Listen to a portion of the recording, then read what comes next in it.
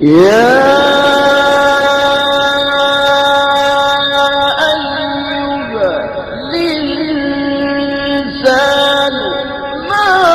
غرك بربك الكريم الذي خلقك فسويك فعدلك في